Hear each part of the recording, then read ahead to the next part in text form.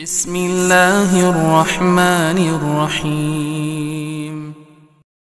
Bertanya Ustadz, ada beberapa pertanyaan bagaimana hukumnya pengajian dilakukan di masjid atau musola menggunakan pengeras suara sampai terdengar keluar dengan suara yang sangat keras Ustadz. Para hadirin dan hadirat, kita ketahui bahwasanya bulan Ramadan adalah bulan qiraatul Quran.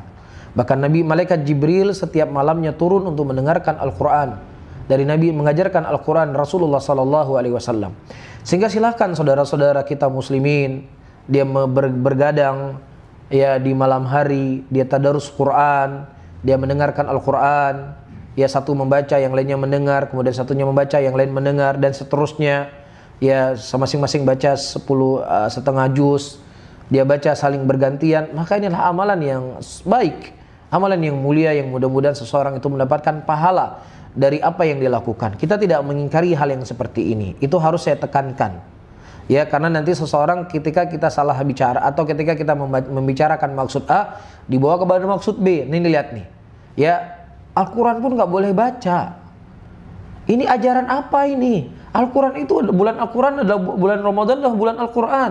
Masa nggak boleh baca Quran? Makanya saya tegaskan, membaca Al-Quran, ada tadarus Al-Quran.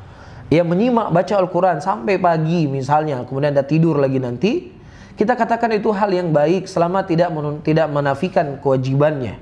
Tetapi yang sedang kita bahas ini, dia membacanya di mic, yang mana masjid itu ada tawanya 5 misalnya. Dia baca dari semenjak sholat taraweh, dari semenjak sholat taraweh selesai, dari jam 11 sampai subuh dia baca Quran pakai mic. Kita sebutkan tadi ada apa? Di sana ada orang tua, nenek-nenek dan kakek-kakek yang dia butuh istirahat. Ada orang yang sakit, dia butuh istirahat. Ada orang yang sehat, dia butuh istirahat untuk bangun sahur.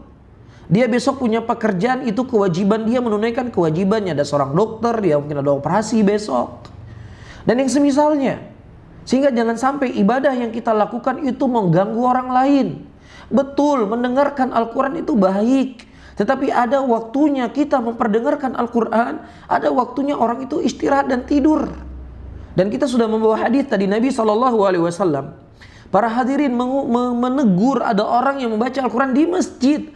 Suaranya nggak sampai keluar rumah. Suaranya nggak sampai ke 10 rumah setelah masjid. Di dalam masjid dia membaca Quran, ada orang yang sedang beristirahat, ada orang dengan aktivitas lain, ditegur oleh Nabi. Ini dalam keadaan di masjid semua sedang sehat, tidak sedang sakit.